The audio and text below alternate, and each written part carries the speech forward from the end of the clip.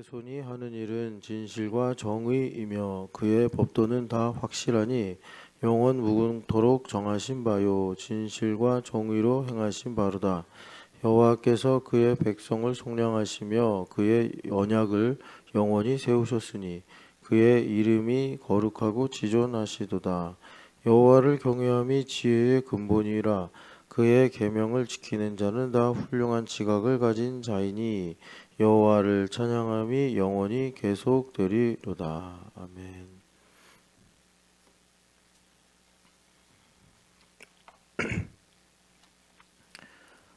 우리가 오늘 여기 10절에서 여호와를 경외한다라는 말씀을 보는데, 우리가 하나님을 두려워한다, 이거를 하나님을 경외한다 이렇게 우리가 말하죠. 그런데 하나님을 두려워한다라고 할 때 우리가 하나님을 그러니까 뭐 무서워한다거나 경계한다 이런 것이 아니고, 실은 하나님을 사랑한다라는 것인데, 참 이 하나님을 두려워한다와 하나님을 사랑한다라는 것이 요즘 우리가 사는 정서에는 잘 연결이 안 되는 이치입니다.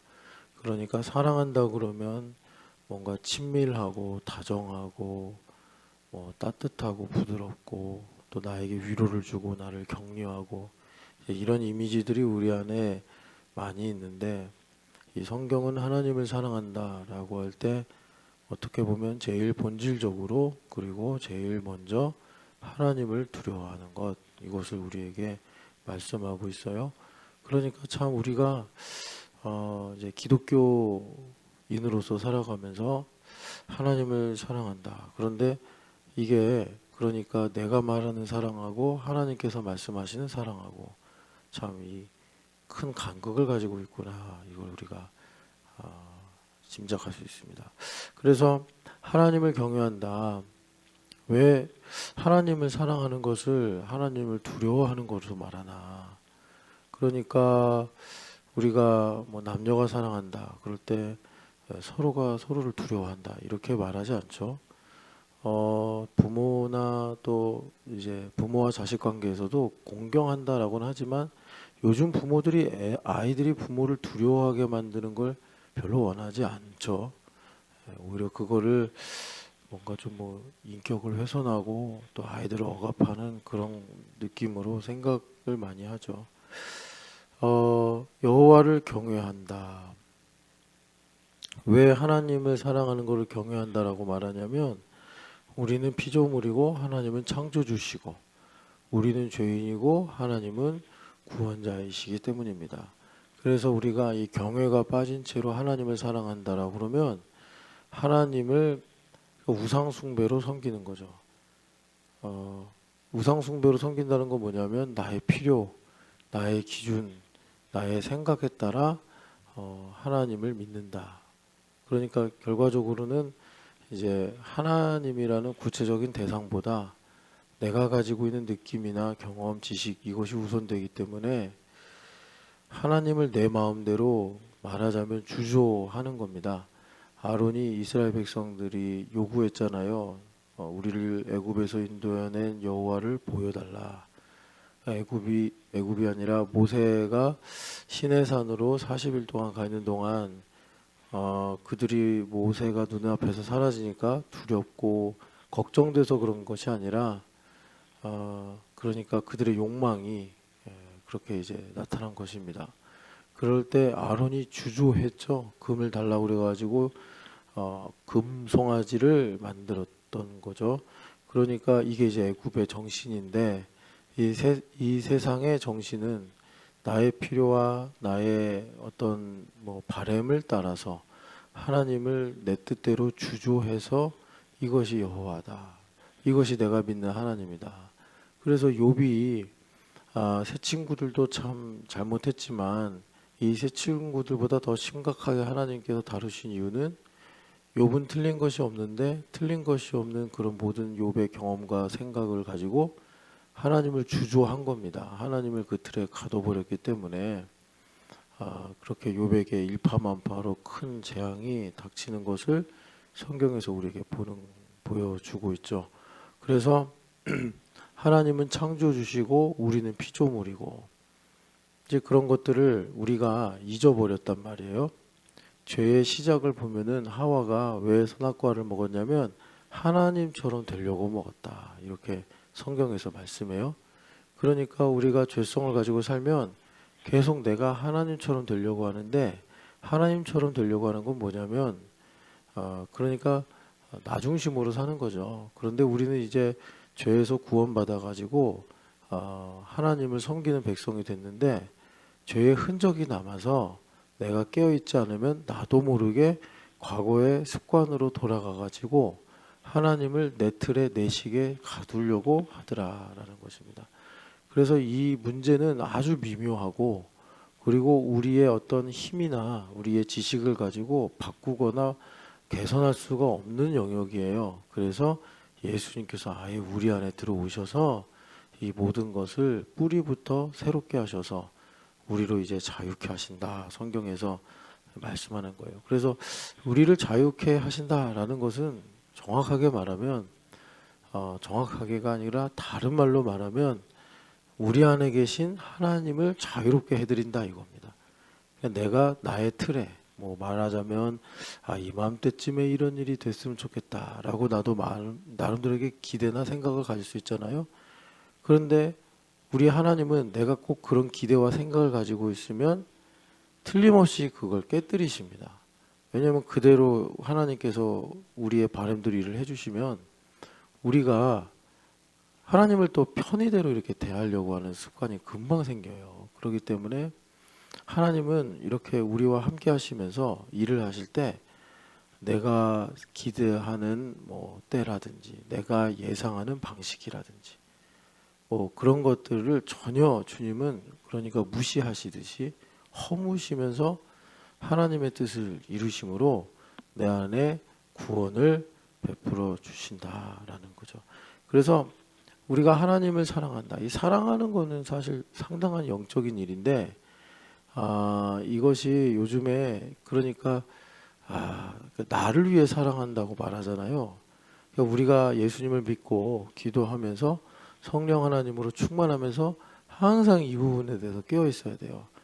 성경에 보면 사랑이 최고다. 이 영적인 가치가 세 개가 있는데 믿음이 있고 소망이 있고 사랑이 있다. 그 중에 가장 어떻게 보면 민감하다고 할 수 있는 것이 사랑이다. 그러니까 민감하다고 할 수 있는 것은 뭐냐면 이게 나 중심으로 둔갑할 수 있다. 내가 깨어있지 않으면 하나님과 조금만 멀어지면 이 사랑이라는 것이 어느새 내 사유물이 될 수 있다. 이것을 성경에서 우리에게 말씀해주고 있단 말이에요. 그러니까 믿음도 영적인 것이라 아주 민감한 것이에요. 그래서 내 경험을 가지고 믿는다고 말할 수도 있고 내 지식을 가지고 믿는다고도 말할 수 있다, 이거죠. 그게 우리 교회가 신앙 고백을 찾을 때 제일 먼저 던진 질문이 내가 정말 살아계신 예수님을 믿는 것인가? 아니면 교회를 다니면서 내가 경험하고 보고 들어가지고 믿는다는 생각을 믿는 것인가? 여기서부터 우리가 신앙 고백을 시작을 하잖아요. 그러니까 믿음도 영적으로 민감한 것이라 우리가 깨어있지 않으면 거짓 믿음이 되기 쉽다는 거예요. 그래서 야고보 선생님이 야고보서 2장에 행함이 없는 믿음은 죽은 믿음 아니냐라고 우리에게 말씀하시는 거예요. 그러니까 우리에게 무실력행을 강조하시는 것이 아니라 영적으로 민감하게 깨어있으면 성령 하나님께서 주시는 믿음, 내 경험, 어떤 내가 가지고 있는 자산을 통해서 만든 그런 종류의 믿음이 아니라 위로부터 하나님께서 은혜로 주시는 믿음이죠. 그 믿음을 가지고 있으면 성령 하나님께서 역사하셔서 하나님의 영광을 위해 우리가 믿음을 행하는 데까지 가게 하시더라라는 겁니다. 믿음도 그런데 바울 사도가 하신 말씀인데 성경으로 진리니까 하나님께서 고린도전서 13장에 쓰셨겠죠. 사랑이 제일 그런 일이라는 겁니다.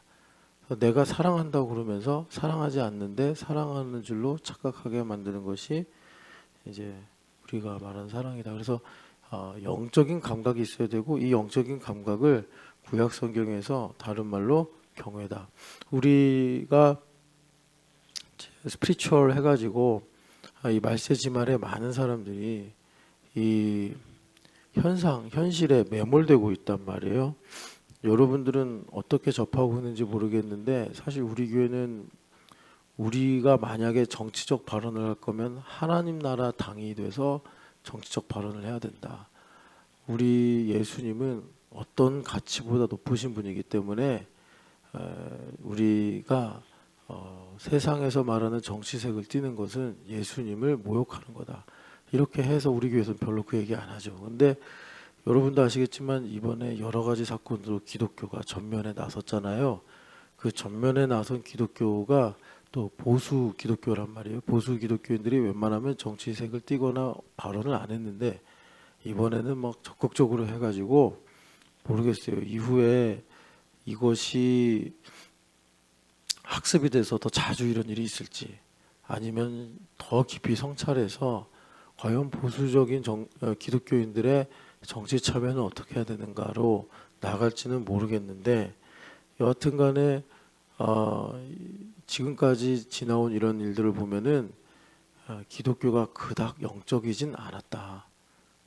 계속해서 세상 사람들이 말하는 이런 현실적인 가치와 내용에 함몰되는 일을 우리가 가졌다. 대표적인 게 그거예요. 나는 맞고 넌 틀리다. 이렇게 말하는 거는 영적인 얘기가 아니에요. 영적인 얘기가 아니에요. 여러분 그게 되게 설득력이 있고 상당히 나를 충동하면서 뭐라 그럴까 나에게 강력한 어떤 영향력을 준다고 해도 우리는 나는 맞기 때문에 너는 틀리다. 뭐 이런 식의 논리는 우리 기독교인들이 십자가에서 하는 게 아닙니다. 여하튼 간에 그래서 이런 이제 시대상을 봐도 하나님께서 우리에게 이 영적인 가치를 영적인 가치다. 참 이걸 어떻게 표현할지 모르겠는데 그 고린도전서 14장에 사랑을 추구하며 신령한 것을 사모하라. 이게 이제 제가 지금 계속 여러분들에게 말씀을 드리는 이 영적인 가치를 우리가 찾아야 된다. 그래서 영적인 가치를 추구한다는 건 뭐냐면 히브리서 11장 3절에 히브리서 11장 3절 2절 3절에 그 우리 교회가 신앙 고백의 백본이라고 하는 그러니까 믿음은 들음에서 나며 들음은 그리스도의 말씀으로 말미암다. 이 말씀이 로고스가 아니라 레마라고 여러 번 말씀드렸어요. 그러니까 교회에만 레마가 있단 말이에요. 교회에만. 정확하게 말하면 교회에서 시작을 해서 우리가 이 모든 만물 가운데서도 그러니까 하나님의 레마를 듣는 거예요. 다시 말하면 내가 교회가 되어야 레마를 듣는다 이겁니다. 이 레마는 주님의 음성인데 예수님 몸 되시고 우리가 예수님 머리 되시고 우리가 몸 됐잖아요. 이 관계를 가지고 있어야지 교회에 있으나 직장에 가나 세상에 가나 집에 있으나 어디 있어도 주님의 음성을 듣는단 말이에요. 그러니까 교회됨이 로마서 10장에 있는 그리스도의 레마가 우리한테 들리는 이 어떤 하나님께서 주신 약속의 틀이고 그 레마를 내가 계속 듣고 살 때 그러니까 레마라는 것이 꼭 내 이 고막을 울리는 거라고 생각하시면 안 돼요. 영적인 감각이 살아있으면 주님께서 말씀하신 대로 귀 있는 자는 들으라 한단 말이에요. 그러니까 자 봐봐요. 내가 오늘 이렇게 새벽 예배를 했는데 아침부터 기분이 이상하게 안 좋아요. 왜 안 좋은 건가요? 여러분 우리는 기독교인이잖아요. 내 영혼이 약해 있구나. 아니면 병들어져 있구나. 그러면 내 영혼이 약해 있거나 병든 건 뭐죠? 우리 영혼은 그러니까 혼자 자생할 수 없어요. 피조물이기 때문에 반드시 하나님과 연결되어 있어야 돼요. 그러니까 내가 이렇게 마음이 쫙 가라앉고 뭔가 계속 부정적인 생각이 들어. 그러면 여러분 우린 기독교인이기 때문에 영적인 문제, 다시 말해서 하나님과의 관계를 살펴야 되는 거예요. 하나님과의 관계만 좋으면, 그러니까 하나님을 가까이 하면, 그래서 내 영혼이 건강하면 바울사도가 말씀하시기를 사방으로 우겨싸여도 쌓이지 않고 핍박을 당하여도 버림받지 않고 거꾸러뜨림을 당해도 망하지 않는다. 그러니까 또 예수님도 그러셨잖아요. 사람들을 두려워하지 말고 하나님을 두려워해라. 그러면 세상에서 우리를 두렵게 할 수 있는 것이 없다. 주님께서 말씀하셨단 말이에요. 오죽 우리가 두려움에 시달리면 예수님께서 사람들을 두려워하지 말고 하나님을 두려워해라. 자식을 두려워하지 말고 하나님을 두려워해라. 주님께서 직장에 가서 나를 스트레스 받게 하는 그런 동료나 사람들을 두려워하지 말고, 심지어 나와 나 자신의 관계도 너무 요즘에는 심각해졌잖아요. 이런 일들 때문에. 그래서 나 자신도 두려워하지 말고 하나님을 두려워해라. 주님 말씀하셨어요. 그러니까 우리가 기독교인이면 우리는 영혼을 중요하게 생각하고 영혼의 구원을 믿는 사람들, 영혼의 존재부터, 그래서 내 인생의 모든 것이 영혼이 잘 돼야 되는구나. 내 영혼이 잘 된 같이 너가 범사에 잘 되고. 그러니까 오늘부터, 아니 오늘 아침부터 내가 살면서 괜히 짜증나고 뭐 그러니까 이런 거예요. 우리는 뭐 아침에 가는데 길도 막히고 운전도 하기 힘들고 누가 계속 나를 힘들게, 그러면 이런 힘든 일 때문에 내가 스트레스 받는다 이러는데, 그게 아니고 그런 것들은 그냥 신호등이에요. 신호등. 지금 너 영혼의 상태가 안 좋아. 너 지금 너 자신이 강화돼 있어. 너 지금 흑암에 살고 있잖아. 하나님께 가까이 가야 돼 하고, 걔네들은 신호등이에요. 신호등. 그럼 그 신호등을 보고 우리는 멈추냐 가냐 이런 걸 결정하듯이, 지금 내가 하나님을 가까이 해야겠구나. 내가 어떤 상황이고 무엇인지 모르지만 하나님을 가까이 해야겠구나. 그래서 하나님을 가까이 하고 나면 그렇게 나에게 느낌이 안 좋게 만들던 생각들, 말들이 뭐 아까보다 무성하더라도 내가 요동하지 않고 끌려가지를 않아요. 그런데 일반적으로 보면은 내가 그렇게 하나님과의 관계를 집중하고 나면 원수마귀도 저 은혜를 상실해서 안 되겠다, 야, 딴 거 하자. 이래서 더 이상 그 소리도 들리지 않고 그런 생각도 별로 나를 괴롭히지 않아. 그러니까 내가 그냥 기분이 안 좋아. 그러면 그거는 마귀가 에베소서 6장의 말씀처럼 화전을 쏘고 있구나. 그래서 막 화살이 빗발치게 오는 거예요. 그럼 어떻게 하겠어요? 바울 사도가 말씀하시기를 전신갑주를 취하는 중에 믿음의 방패를 가지고 막아라. 그 화전을 소멸시켜라. 이제 그렇게 말씀을 하는 거죠. 그래서 우리가 이런 이제 영적인 모든 안목을 가져야 되는데, 그래서 이제 우리에게 믿음이 생기면, 성령 하나님 주시는 믿음이 생기면, 이 믿음은 우리에게 반드시 역사에서, 살아있어서 역사에서 소망을 주고, 이제 믿음으로 말미암는 소망이에요. 그러니까 그 소망은 뭐냐면 이런 겁니다. 우리 인간은 소망이 없으면 살 수가 없잖아요. 그죠? 소망 없으면 살 수 없어요. 근데 소망이라는 것은 원래 본질이 뭐냐면 이제 하나님 소망이시란 말이에요. 그래서 시편 61편에 우리가 찬양하는 것처럼 내 영혼아 여호와를 바라라. 그리고 이사야서 40장에 보면은 여호와를 앙망하는 자는, 근데 앙망한다라고 좀 다르게 번역했는데 하나님을 소망하는 거예요. 하나님만을 소망하는 게 앙망하는 거예요. 그러니까 우리가 살면서 다양한 일들에 바램을 두잖아요. 우리가 이제 하나님으로부터는 소망을 가지면 나의 인생에 바램을 갖는다. 우리 아이들이 공부를 잘했으면 좋겠다. 그리고 이런 일들이 잘 풀렸으면 좋겠다. 이런 이제 우리가 바램을 갖는데, 그 바램이 로마서 5장 1절부터 5절을 보면은 나를 부끄럽게 하는 소망이 아니라, 그러니까 희망 고문을 하는 그런 소망이 아니라 변하지 않는 나를 살리는 소망이 되는 것은 뭐냐면 하나님의 약속의 말씀을 근거로 우리가 소망을 갖는 거예요. 다른 말로 말하면 하나님의 말씀이 이루어지리라고 믿는 거예요.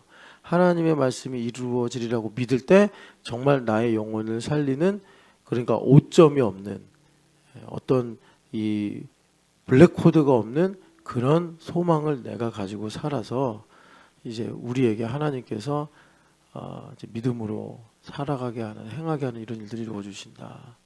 그러니까 이 블랙코드가 사라진다는 거는 우리가 이제 깨어있지 않으면 이런 일이 생기는 거예요. 소망이라고 하는 것에 내 욕망을 막 넣는 거예요. 그렇게 되면은 내가 99% 하나님의 약속의 말씀을 믿는 소망이 있고 1% 내 욕망을 넣잖아요. 그럼 나머지 욕망, 그러니까 나머지 99%를 이 1%다 삼켜버려요. 삼켜버린다는 건 뭐냐? 또 근심해요. 또 걱정해요. 왜 그러죠? 이게 영적인 이치인데 여기가 흑암이고 내가 죄성을 갖고 있기 때문에 이 1%가 나를 좌지우지하는 거예요.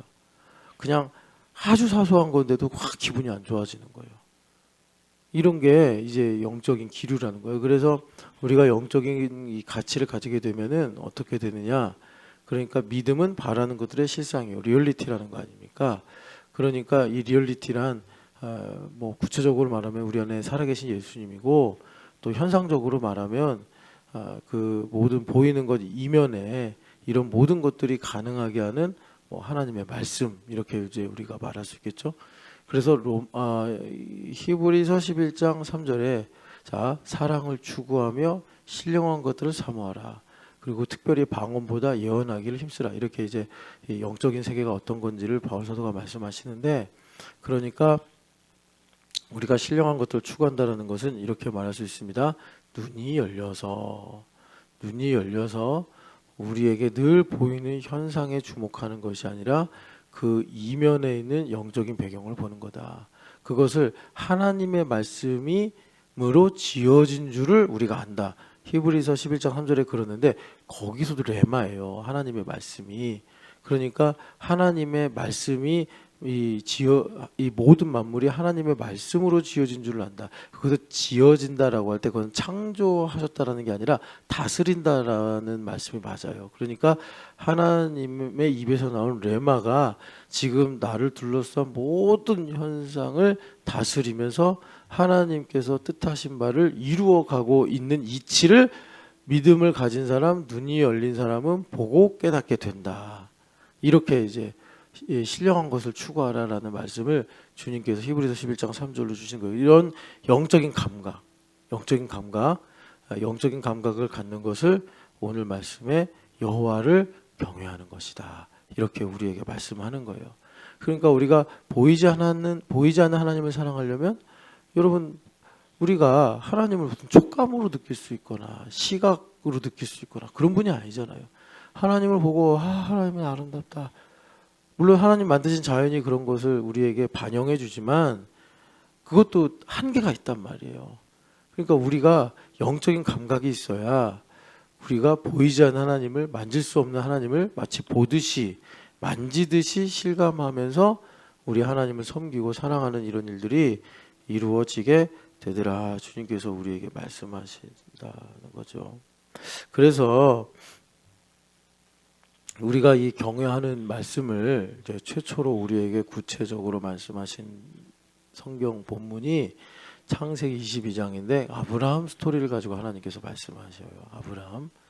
그러니까 아브라함 이야기는 여러 마디가 있어요. 12장, 13장 뭐 그걸 염두에 두고 장과 절을 만든 사람이 그렇게 했는지는 모르겠는데 보면은 이제 사건들이 다양하게 나오잖아요. 12장에서 이제 아브라함이 하나님께 택함 받아 갈대아우르를 떠나서 가나안 땅에 들어오는 이야기. 13장에서는 가나안 땅에서 살지 못해 가지고 저 남쪽에 네게부 지역에 살다가 거기서도 이제 비도 안 오고 너무 힘들어서 나일강이 있는 애굽으로 내려가는 이야기가 13장. 애굽으로 내려갔다가 그 애굽으로 내려간 건 뭐죠? 하나님께서 지시하지 않은 거죠. 하나님께서 지시하는 곳에 있어야 되고 하나님 지시하는 방향으로 가야 되는데 아브라함이 보이는 현상에만 주목을 한 거예요. 야, 비도 안 온다. 가나안 땅에 왔더니 가나안 7족속에 발도 못 붙이게 한다. 그래가지고 결국은 그냥 애굽에 내려갔더니 거기는 걱정이 없네. 야, 그래서 아브라함이 심정적으로 그랬을지 몰라요. 여기가 하나님께서 나를 보내려고 하신 곳인가 보다. 그런데 어떻게 됐죠?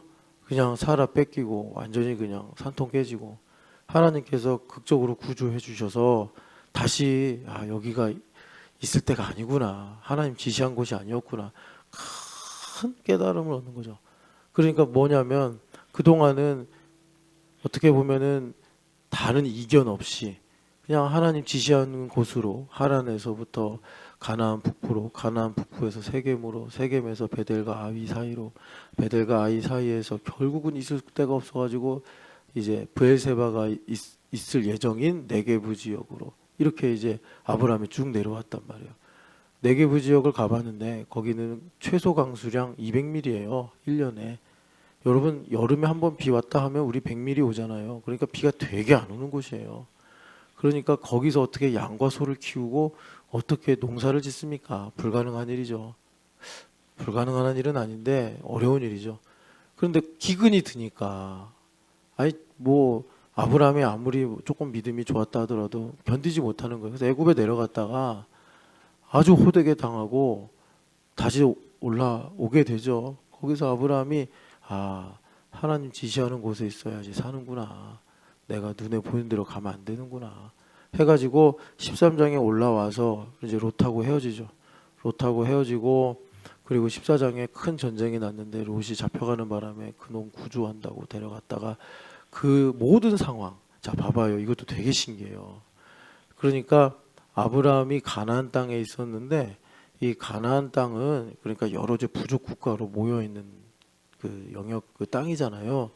그런데 뭐 자세한 역사적인 내용은 모르겠는데 북쪽 왕들이 힘이 셌나 봐요. 그러니까 아람부터 해가지고 저쪽 신할 땅까지 신할 땅이 그러니까는 그 바벨론 느부갓네살이 그 우상 세운 데거든요. 그러니까 그쪽에 있는 왕들은 좀 이제 힘이 센 나라들이고 남쪽에 5나라 왕들 뭐 소돔 고모라 이런 애들 그런 애들은 이제 힘이 작은 그래서 맨날 그 큰 나라들에게 이렇게 조공을 바치고 또 걔네들이 뭐라고 하면 말 들어야 되고 이제 이런 관계였단 말이에요.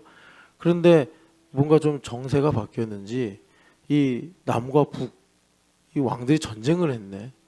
그런데 그 아시겠지만 롯이 여기 소돔 땅에 가서 살았잖아요. 살기 좋다고 해가지고 그때도 아마 아브라함이 배운 게 많았을 거예요. 소돔으로 가는 롯을 보면서 배운 게 많았을 거예요. 왜냐하면 그 직전에 자기가 애굽 땅에 내려갔다 올라와 본 일이 있기 때문에 여하튼간에 롯이 잡혀갔다. 이건 이제 명예와 수치와 관련된 일이기 때문에 아브라함이 가만히 있을 수가 없는 거예요. 그래서 자기 집에서 함께 먹이고 입히던 318명을 데리고 기습을 한 거죠. 아마 그때도 하나님께서 면밀히 지시하셨으니까 그런 일이 있던 거지. 안 그랬으면 뭐 어떻게 여러분 5나라 왕들이 뭐 318명의 군사가 없어서 그렇게 당했겠습니까? 근데 그 318명 걔네들이 사실은 뭐 군사도 아니고 그 아브라함이 데리고 있는 양이나 소 먹이는 목동들이에요. 그러니까 그런 일반 사람 예비군 같은 사람들 데리고 가가지고 전문적으로 전투하는 군인들하고 싸웠는데 아마 이제 뭐 기도원 때처럼 밤에 기습을 해가지고 진영을 혼란스럽게 해서 그때 뺏겼던 전리품들과 그리고 이제 롯과 사람들을 다 구해온 거예요. 아브라함이. 자 여기서 중요한 거예요. 하나님은 왜 그럼 이런 복잡한 상황을 야기시키셨는가? 그러니까 현상 이면에는 영적인 배경을 봐야 된다는 거예요. 현상보다 현상 이면에는 영적인 배경을 봐야 되는 거예요. 그러니까 그때 아브라함이 얼마나 감격을 했겠어요. 그죠? 아 이건 분명히 하나님 하신 일이다. 안 그러겠어요? 5나라 왕들이 연합해서도 진 전쟁을 일개 나그네 뭐라 그래야 돼? 이거 부족이라고도 할 수 없고 하여튼간에 이 아브라함이 혼자 가가지고 그렇게 승리를 하고 왔으니 정말 하나님 나와 함께 하시는구나 이런 마음을 갖고 돌아오는 가운데 살레망 멜기세덱이 와가지고 뭐라고 축복하냐면 천지의 주제이시오. 이게 중요해요. 천지의 주제이시오 지극히 높으신 여호와께서 너를 축복하기를 원한다 이런 말을 해요. 그러니까 이제 아브라함이 돌아오면서 너무나 감사하니까 그 멜기세덱이 축복을 할 때 여러분도 아시겠지만 11조를 드렸잖아요. 11조를 드리면서 하나님께 영광을 돌렸다. 이건 하나님 하신 일입니다. 이건 내가 전략을 잘 세우거나 우리가 힘이 있어서 이긴 전쟁이 아니라 하나님께서 나를 통해서 은혜를 베푸신 것입니다. 그래서 하나도 영광을 남기지 않으려고 하나님 앞에 분명한 신앙 고백 10분의 1로 이렇게 하나님께 예물을 드린 거예요. 그랬을 때 멜기세덱이 자 축복한 내용이에요. 천지의 주제이시요 지극히 높으신 여호와께서 너를 축복하기를 원한다 이랬어요. 그리고 나서 그 말씀이 어떻게 귀에 응하였냐면 이제 아브라함이 승리하고 돌아오니까 뭐 여러분 지금은 잘 모르겠지만 옛날에는 전쟁하면 그런 전리품들이 어마어마했나 봐요.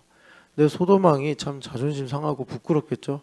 왜냐하면 5 왕이 연합해서도 그 전쟁에서 뭐 명함도 못 내밀고 완전히 패해가지고 숨어버렸던 존재인데 아니 자기가 그냥 우리 동네 왔다 갔다 하는 나그네인가 보다 했던 이 사람이 300명 정도 데려가서 해결하고 왔으니까 참 그냥 이 사람을 100% 이렇게 인정하기도 좀 부끄럽고, 그렇다고 무시하자니 너무 이 현실을 외면하고, 그러니까 그 사람이 낸 계책이 뭐냐면 전리품 다 가져가라. 하사품이라 이거죠. 너가 이 전쟁에 승리했지만 여기는 내 영역이 아니냐. 그러니까 내가 너에게 하사하노라. 그러면서 뭐 옛날 같으면 이랬겠죠. 뭐 이제 제도가 있는 나라라면 아브라함 장군으로 임명하노라. 뭐 이런 식으로. 그리고 사람만 보내줘. 뭐 거기에 이제 소도망에 가족이 있었는지 뭐 친지들이 있었는지 모르겠는데 사람만 보내주고 너가 다 가져도 좋다. 그거 다 원래 내 거 아니냐. 너 다 가져도 좋다. 내가 너한테 상으로 주겠다. 이제 이런 걸 해서 아브라함이 승리하고 온 것도 자기가 승리한 것으로 이렇게 명분을 삼고, 그러면서 아브라함도 인정해주고 뭐 이런 내용이죠. 그때 아브라함이 놀라운 얘기를 하는 게, 난 이 중에서 신발끈 하나도 내가 취하지 않겠다 하면서 뭐라 그러냐면, 나는 천지의 주제이시요 지극히 높으신 하나님 여호와를 섬기는 사람이다. 나는 너 소속이 아니다. 내가 이 땅에 살지만 내가 소돔이나 고모라나 아니면 니네들이 이제 이렇게 줄거놓고 다스리는 그런 영역에 속해 있는 사람이 아니고 나는 천지의 주제시오. 그래서 여러분들이 NASB 성경을 보면 천지의 주제를 뭐라고 그랬냐면 possessor, 그러니까 소유자라는 거죠. of heaven and earth 이렇게 했어요. 그러니까 사실은 이렇게 풀어 말하면 그 다윗 왕이 역대상 29장에 말한 천지에 있는 모든 것이 다 주님의 손에 있고 주님의 것 아닙니까? 이 얘기예요. 그렇게 해서 하나님을 지극히 이제 높이는 이런 신앙 고백을 했더라라는 것입니다. 자, 제가 여러분들에게 아브라함의 이야기를 세밀하게 해드리는 건 뭐냐면, 이 신앙 고백이 아브라함에게 필요했기 때문에 그놈의 전쟁이 일어난 거예요. 그 사단이 일어난 거예요. 그러니까 여러분들이 이 관점을 가지고 인생을 보셔야 돼요. 그러니까 이거는요, 우주의 중심으로 나를 보면서 세계를 이해하는 거하고 완전 달라요. 그러기 때문에 우리가 이렇게 봐야 하는데, 내가 하나님을 위해 살지 않고 나를 위해 살면 이 작은 오차가 나와 세상에 일파만파의 문제를 가져올 수 있는 이 위험 요소가 되기 때문에, 하나님은 우리를 마치 제사장처럼 매우 세밀하게 구속을 하십니다. 오차가 안 나도록. 어디서 오차죠? 나를 위해 사는가? 하나님을 위해 사는가? 하나님을 위해 살아야지 하나님께서 나를 통해서 일을 하실 수 있는데, 나를 통해서 일하신다는 예를 제가 지금 창세기 14장을 가지고 말씀드린 거예요. 여러분, 전쟁이라는 게 뭐 그냥 애들이 속꿉장난하는 그런 게 아니잖아요. 많은 사람들의 생명이 걸린 일이고, 그리고 그 전쟁이 이제 끝나고 나면 또 많은 것이 변하고 바뀌고 하는 게 이런 전쟁인데, 그런 전쟁을 하나님께서 일으키시고 허용하시고 사용하신 게 무엇인가 봤더니, 아브라함한테 천지의 주제이시오 지극히 높으신 하나님을 믿는 믿음을 주시고 신앙 고백을 하심으로 하나님께서 아브라함의 삶에 더 깊이 개입하기 위한, 그래서 15장에 보면 하나님께서 밤중에 나타나셔서 나는 너의 큰 상급이요 너의 방패니라 하시면서 마침내 이제 한 페이지를 딱 넘기시는데, 그게 뭐죠? 너에게 씨가 있을 것이다.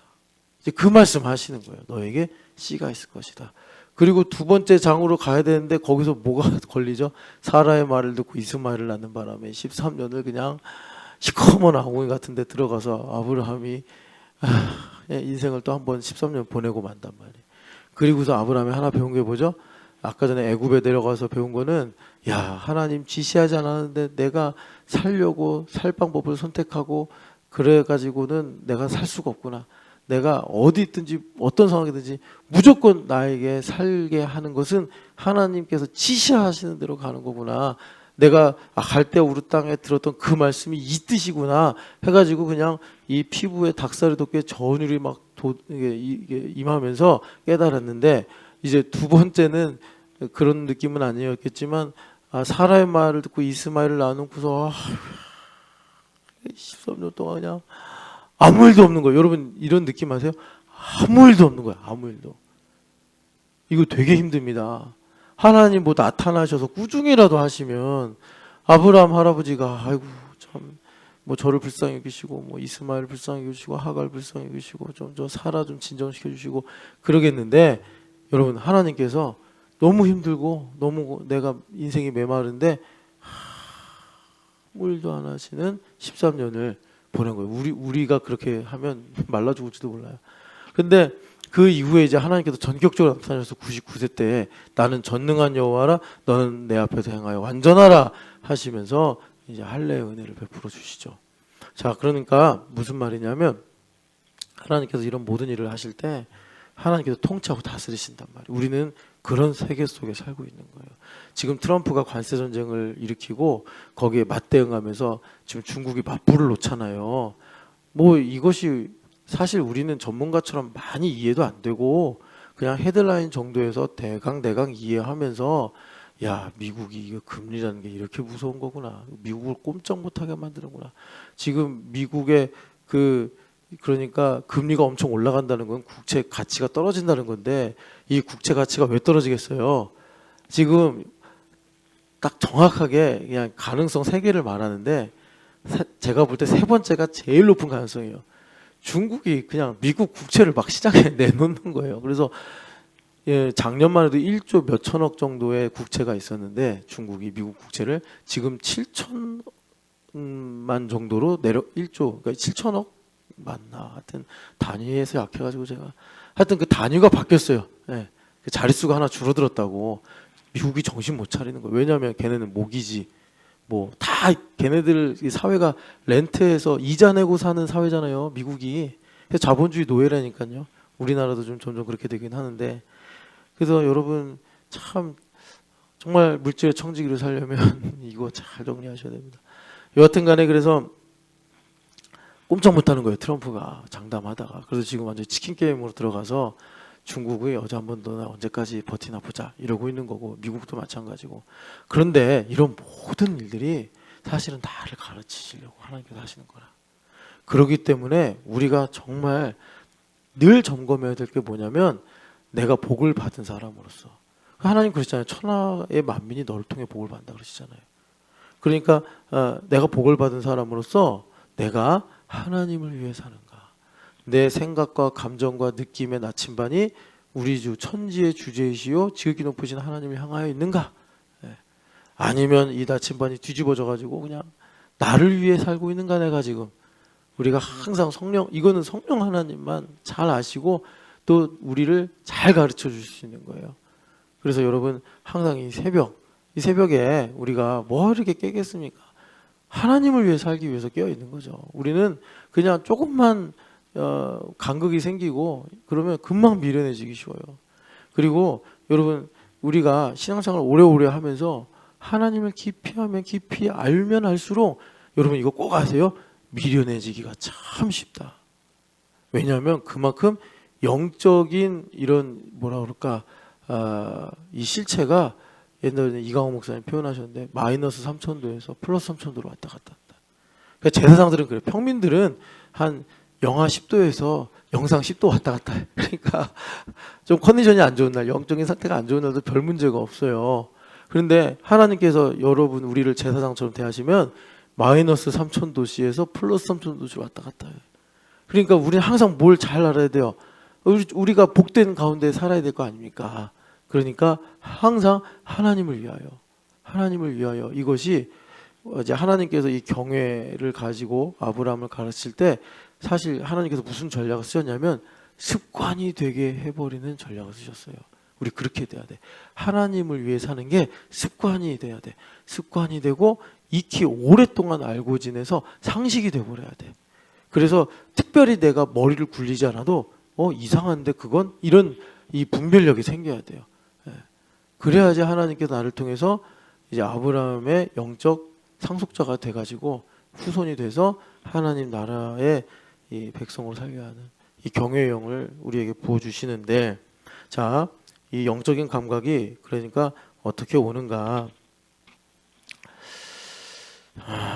자, 창세기 12장 1절 말씀을 읽고 보겠습니다. 창세기 12장 1절 말씀. 창세기 12장 1절 말씀 같이 읽어보겠습니다. 여호와께서 아브라함에게 이르시되 너는 너의 고향과 친척 아버지의 집을 떠나 내가 내게 보여줄 땅으로 가라. 그래서 하나님께서 매일매일 지시하신 거예요. 뭐 다소간에 어떤 일들이 있었는지 우리는 잘 모르지만 일단 큼지막하게 보면은 아브라함이 한번 인생에 크게 실패했던 적이 언제냐? 이게 이제 이집트 내려갔다가 산통 깨질 뻔한 일이란 말이에요. 그러니까 이집트에 내려간 거 보면은 여러분 이 동선이 자세하게 나옵니다. 그래서 하란은 저쪽 이제 그 이스라엘 북쪽이거든요. 거기서 쭉 내려와서 이스라엘 땅에 가보시면 알겠지만은 세겜부터 그 위로는 되게 살기 좋아요. 너무 아름다워요. 그리고 우리가 친근하게 하는 유다, 남유다, 거기는 황폐해요. 살만한 땅이 아니에요. 그래가지고 아브라함이 나중에 남쪽을 가요. 그래서 점점 남방으로 옮겨갔더라. 9절에 이 남방이 두 개 번역이 가능한데 남쪽 땅이기도 하고 네게브라고도 하는데 네게브로 보는 신학자들도 많아요. 그러니까 네게브 지역에 가면은 지금도 가면 아브라함의 운물이 있다. 그래가지고 이제 보여주더라고요. 근데 거기는 모래가 되게 고와요. 모래가 고와서 어떤 일이 생기느냐? 물이 흡수가 안 돼요. 그러니까 비가 오면 사라져. 그러니까는 참 운물이 없으면 살 수가 없는 곳이고, 그리고 식물도 살기 되게 힘든 곳이에요. 그곳에서 아브라함이 정착을 한 거죠. 그런데도 불구하고 10절에 기근이 드니까 아브라함이 하나님께 묻지 않고 마치 그 누구죠? 다윗 왕이 맨날 도망 다니다가 아유 유다 땅에서 못 살겠다 해가지고 하나님께 묻지 않고 아기스에게 투항을 했다가 그죠? 그 일날 함락되는 바람에 자기 부하들이 다윗 왕을 돌로 쳐 죽일 뻔한 사건이 생기잖아요. 하나님께 묻지 않고 하니까 천하의 다윗도 전쟁에서 한 번도 진 적이 없는 다윗이 오히려 내분에 의해서 죽을 뻔하다 산다고. 그러니까 우리가 참 하나님께서 얼마나 내가 너에게 지시하는 땅으로 가라 이 말씀을 중요하게 여기시는지를 알아야 되는데 아브라함이 하나님께 묻고 아브라함아 그럼 애굽에 좀 내려갔다 와라 이렇게 하신 게 아니에요. 요셉처럼 요셉아 너가 예수 아기와 이 애굽에 내려갔다 와라 이렇게 천사가 말하니까 간 건 갔다 왔는데 이건 그게 아니란 말이에요. 그래서 자기가 좋아가지고 애굽에 내려갔다가 상당히 합리적인 선택이고 당장은 잘했어 그래 해가지고 먹고 살만 했는데 여기서 그냥 살아 뺏기고 완전히 그냥 하나님 약속도 날아가 버릴 뻔했는데 하나님께서 극적으로 개입하셔서 하나님 지시하시는 곳으로 가야 하는구나 하고 올라왔잖아요. 그러니까 이 말은 무슨 얘기냐면 아브라함은 매일매일마다 마치 좌우명처럼 생명줄처럼 하나님께서 지시하는 땅으로만 가야지 살 수 있는 거예요. 왜죠? 본토 친척 아비집을 떠났기 때문에. 본토 친척 아비집을 떠났기 때문에 모든 게 위협이에요. 사람도 위협, 환경도 위협, 도시도 위협, 그 위에 기타 모든 것 자기를 보호해 줄 수 있는 게 하나도 없는 거예요. 그러니까 아브라함은 여기서 살려면 하나님의 음성만 하나님의 지시하심만 따라가야 되는 거더라라는 겁니다. 그런 것들이 쌓여서 우리가 어제도 읽었던 창세기 22장 12절 말씀에 모든 말씀이 다 중요하죠. 아브라함아 부르시는 것도 중요하고 또 하나님께서 이삭을 위해서 그 예비하신 것도 중요하고 하는데 경외라는 단어도 중요한데 거기서 우리가 이제 묵상을 더 깊게 하기 위해서 중요한 단어는 이제야. 그러니까 하나님께서 이 12장 1절부터 계속 쌓아 오신 거예요. 가랑비처럼 쌓으셔가지고 아브라함이 어떻게 보면 참 우리가 생각 없이 행동했겠다 싶은데 그게 아니라 일종의 굴욕이죠. 아브라함이 갈대아 우르를 떠나면서부터 항상 목숨 걸고 하나님께서 지시하는 땅으로 가던 이런 모든 일들이 내 모든 것이 반대함에도 불구하고 하나님 명령하셨잖아. 그럼 맞겠지 하고 순종하게 되는 힘을 만들어 버린 거예요. 그러니까 하나님께서 이제야 너가 나를 경외하는구나 라고 말씀하신 거예요. 자, 그러면 오늘은요. 우리는 여러분 히브리서 3장 말씀 보겠습니다. 히브리서 3장 보면은 우리도 지시하는 땅으로 가는 운명은 맞아요. 그런데 아브라함은 율법적으로 그것을 배우셨다면 우리는 복음적으로 배우는 거예요. 3장 13절 같이 읽어보겠습니다. 오직 오늘이라 일컫는 동안에 매일 피차 권면하여 너희 중에 누구든지 죄의 유혹으로 완고하게 되지 않도록 하라. 그러니까 율법적으로 하나님을 경외하는 법을 배운 아브라함은 매일마다 막막한 거예요. 매일마다 위기인 거예요. 그래서 이 모든 것을 넘어가서 살려면 하나님께서 말씀하신 음성을 들어야 되는 거예요. 지시하신다니까. 하나님께서 말씀하시는 음성을 목숨 걸고 들어야지 하루하루 그 막막함을, 그 위험스러움을 아브라함이 넘어가면서 해결하면서, 그러니까 이제 하나님의 약속의 말씀대로 살아가는 건데, 오늘 우리는 복음적으로 배운다고. 물론 그 가운데 또 크고 작게 율법적으로 가르쳐 주시는 것도 있겠지만 전체적으로 볼 때 아브라함과 차이가 뭐냐면 우리는 복음적으로 배워서 이미 아브라함이 창세기 22장에 가질 만한, 그러니까 가졌던 그 경외심이 우리 안에 있단 말이에요. 예수님 들어와 버리셨으니까. 그럼 우리의 과제는 뭐냐? 아브라함은 목숨을 걸고 하나님의 음성을 들으려고 했어야 된다면 우리는 복음적으로 우리 마음을 완고하게 하면 안 되는 거예요. 우리 마음을 지키는 거예요. 나는 내 마음이 완고하게 되는 게 문제라고. 여러분, 이것을 이 율법적인 차원과 복음적인 차원을 비교하면서 여러분들 잘 캐치하셔야 돼요. 내 마음이 좁아지고 완고해지면 그 시로 우리도 아브라함처럼 막막하고 매우 위험스러운 상황에 처하게 된다.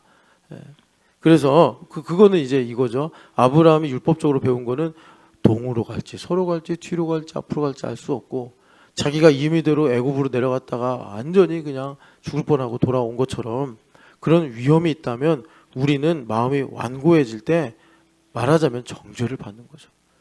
원수마귀가 야 기회가 이때다 해가지고 그냥 궁수들을 데려와서 비같이 화살을 쏴대는 거죠.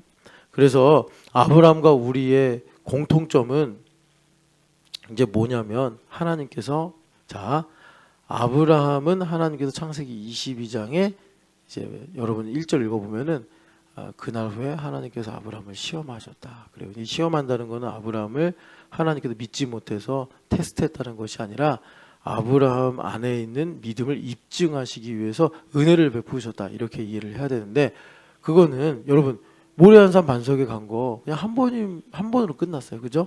그런데 우리는 매일 하나님 시험하십니다. 매일 시험하세요. 이 시험하는 게 피곤한 게 아니라, 그래서 예수님께서 뭐라고 그러셨느냐? 하나님의 나라를 침노하라 그랬어요. 자, 아브라함이 계속해서 수십 년 동안 하나님과 동행하면서 매일마다 지시하는 땅으로 간 거예요. 그러니까 매일마다 쌓인 거예요. 쌓여서 이제는 누가 뭐래도 사라가 뭐라고 하든 아비말렉이 와서 뭐라고 하든, 23장에 아비말렉 이야기 나오잖아요. 그러니까 걔네들이 와서 뭐라고 하든 아브라함이 꿈쩍 안 해. 왜? 하나님을 신뢰하는 이 믿음이 경외로 가득 차 있으니까. 그런데 중요한 건 뭐냐면, 아브라함이 인격적인 존재이기 때문에 입술로 말을 하고 행동으로 표현을 해야 돼요. 그래야지 그게 아브라함 것이 돼서 아브라함이 하나님 의도하신 대로 정말 하나님 나라의 상속자가 되는 거예요. 하나님 나라의 상속자가 되는 건데, 오늘 우리는 하나님께서, 그러니까 하나님 나라가 우리 가운데 도래하고 하나님 나라를 침노하라고 하시잖아요. 매일마다 하나님께서 우리를 사랑하셔서 하나님의 열심으로 내 안에 있는 하나님의 경외심을 내가 고백하게 하는 거예요. 매일 시험하는 거예요, 우리 주님께서. 그래서 돈의 문제로 나를 모리아산 반석으로 이끄시기도 하고, 자녀의 문제로 모리아산 반석으로 이끄시기도 하고, 감정의 문제로 모리아산 반석으로 이끄시기도 하고, 관계일로 모리아산 반석으로 이끄시는 거예요. 여러분들이 하나님을 위해 산다는 게 분명하다면 후자가 얼마나 복되며 감사한 일인지 몰라요. 그런데 우리가 나를 위해 살려고 그러면 매일 나를 시험하신다고, 매일 나를 모리아산 반석으로 데려가신다고, 뇌가 터지겠네. 그런다고요. 뇌가 터지겠네. 미치겠네. 여러분들은 그런 느낌이 공감 안 되세요? 저는 되게 공감이 돼. 매일마다 나를 모리아산 반석으로 데려가신다고. 근데 여러분, 모리아산 반석이 어디예요? 성전 아닙니까? 뭐 아브라함 때야 성전이 지어지지 않았지만 제가 봤다니까요. 랍비들이 이 구약성경 주석을 단 책을 봤는데 아브라함이 아브라함아 하나님의 말씀을 들을 때 하늘 문이 열리면서 성전을 보았대요. 그래서 여호와 이레라고 한 거예요. 하나님 나에게 보여주셨다 이렇게 해가지고. 그러니까 하나님께서 우리를 사랑하셔서 나를 침노하시고 나는 하나님 나라를 침노해서 하나님 나라의 상속자가 되게 하신다는 거예요. 여러분 하나님을 위해 사셔서 하나님께 늘 여러분 우리 안에 여러분 내가 우리 이제 사랑하는 누가 있으면 사랑한다고 말하는 건 좋은 거 아니에요?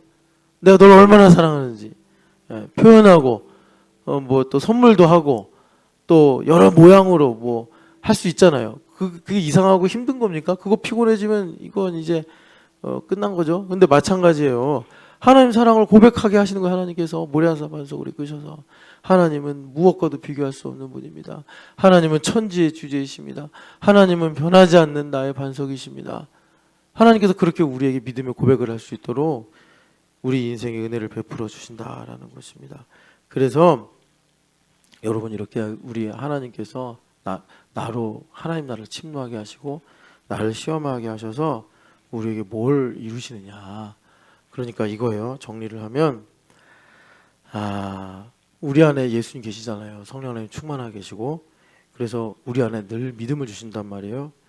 이 믿음을 가지고 내가 얼마나 하나님을 사랑하는지 다른 말로 하나님을 얼마나 경외하는지 하나님께서 우리에게 입증하게 하시는 은혜를 주시는 거예요. 그러면 그 하나님을 얼마나 경외하는지 내가 이제 말하자면 입증당하는 게 뭐냐면 이겁니다. 아브라함 할아버지한테 하나님께서 이제 모리아산 반석의 이야기가 다 지나가면서 마지막에 하신 말씀이 너의 씨로 대적의 성문을 차지하게 하리라 이런 말씀하세요. 그러면 아브라함이 그때 무슨 생각했겠어요? 창세기 3장 15절 생각하죠. 그 여자의 후손이 뱀의 머리를 상하게 한다는 그 여자의 후손이 나를 통해서 내 후손에서 나타난다는 거구나. 아브라함은 분명히 그 신앙 가졌거든요. 전율이 다시 한번 일어나는 거죠. 나는 참 질그릇같이 연약한 인간인데 많고 많은 사람들 중에서 하나님께서 나를 선택하셔서 나를 그런 말씀을 이루시는 통로로 삼으셨구나. 그럴 때 아브라함의 인생이 주마등같이 지나가면서 다 감사가 되고 너무나 아름다운 별자리처럼 하나님께서 친히 빛으로 수놓으신 거룩한 인생이 되어버리는 거예요. 아브라함이 하나님이 이거 주시려고 이게 사랑이잖아요. 여러분들에게 돈다발을 안겨주는 게 사랑 아니잖아요. 여러분들을 무병장수하게 하는 게 사랑이 아니잖아요. 그건 다 부차적인 거고 정말 우리가 영혼을 가진 인간으로서 행복한 건 뭐냐면 한 번의 인생을 살면서 돌아볼 때 하나님의 뜻이 과연 그러했구나 라고 깨달으면서 안 좋은 것들은 다 봄눈 녹듯이 녹아지고 다 안 좋은 것들 뭐 아픔이나 슬픔이나 두려움이나 상처나 한이나 이런 것들은 다 봄눈처럼 녹아지고 그리고 하나님 하신 일만 내 인생에 남는 거예요. 너무나 아름답고 숭고하고 거룩하고 이런 것들. 그러니까 여러분 상상을 해보세요. 너무나 힘든 어떤 일이 있는데 거기에는 나의 두려움과 슬픔과 고통이 있어요. 근데 하나님께서 아브라함에게 말씀하시는 그런 순간처럼 너 나의 인생이 이런 일을 위하였던 것이구나 라는 깨달음이 올 때 그 두려움, 슬픔, 고통은 눈처럼 싹 녹아서 사라져. 없어져요. 싹 사라지고 하나님 하신 일만 남아. 진정으로 내가 누구인가를 알게 되어서 그리스도로 만족하고 그리고 우리가 하나님께 영광을 돌리는 그 꼭지점에 이르게 되는 것입니다. 여러분 하나님을 경외하는 그래서 사실은 이제 읽고 우리 같이 기도합시다. 이사야서 11장을 전하지는 못하고 읽고서 기도할 텐데 이사야서 11장 여러분 하나님을 경외하는 영 관한 말씀인데 예수님을 향한 예언이자 또 우리에게도 주신 약속이에요. 1절부터 5절까지 읽겠습니다. 이새의 줄기에서 한 싹이 나며 그 뿌리에서 한 가지가 나서 결실할 것이요 그의 위에 여호와의 영 곧 지혜와 총명의 영이요 모략의 재능의 영이요 지식과 여호와를 경외하는 영이 강림하시리니 그가 여호와를 경외함으로 즐거움을 삼을 것이며 그의 눈에 보이는 대로 심판하지 아니하며 그의 귀에 들리는 대로 판단하지 아니하며 공의로 가난한 자를 심판하며 정직으로 세상의 겸손한 자들을 판단하며 그의 입에 막대기로 세상을 치며 그의 입술의 기운으로 악인을 죽일 것이며 공의로 그의 허리띠를 삼으며 성실로 그의 몸의 띠를 삼으리라. 아멘. 그래서 6가지 영을 부어주시는데 그것을 다 하나로 합쳐서 뭐라 그러냐면 하나님을 경외하는 것을 즐거워하게 하신다. 이렇게 말씀하세요. 그래서 그가 말하자면 히브리서 11장 3절의 말씀이 이루어져서 보이는 대로 들리는 대로 판단하지 않고 그 영적인 실체를 알아서 나를 택하시고 부르신 하나님의 뜻이 무엇인지를 알게 하신다라는 것인데 이것이 어디서부터 시작이 되냐면 줄기에서 돋아난 지금 여러분 이제 여름이 아니라 봄이니까 나뭇가지들 보면 이런 새순이 있단 말이에요. 새순. 녹색도 아니고 녹색이라고도 하기엔 아주 여린 새순. 네, 이런 뿌리에서 일어나는 이 싹 한 가지. 우리 인생에 오늘 주님께서 이런 연한 순이 돋게 하신단 말이에요. 봄처럼. 지금 나뭇잎 이파리 봐봐요. 그 녹음 짙은 녹음이 아니잖아요. 그런 일들을 주님께서 아주 사소하지만 아주 소중하게 우리에게 일으키실 때 그것을 내가 발견하고 깨달아 그리스도로 영접하게 될 때 주님께서 우리에게 경외하는 영을 부어주셔서 하나님의 음성을 듣고 하나님의 뜻이 무엇인지를 아는 복된 삶을 우리에게 주시더라. 그러면 6절에 어린 양이 표범과 놀고 송아지가 사자와 뛰노는 이런 놀라운 하나님의 통치가 임하게 되는 줄을 믿습니다. 사랑하는 하나님 아버지, 오늘 이 새벽에 하늘 문을 여시사 주의 이름을 부르는 하나님의 종들에게 하나님을 경외하는 영을 부어주셔서 한없이 끝없이 주님을 사랑하는 저희들 되게 하여 주시옵소서. 주님을 한없이 끝없이 사랑해서 하나님 아버지 우리 인생의 마침내 하나님 주님을 위하여 사는 거룩한 인생으로 마무리될 수 있도록 주님 인도하시고 가르쳐 주시옵소서. 부활하신 예수님의 이름으로 기도합니다.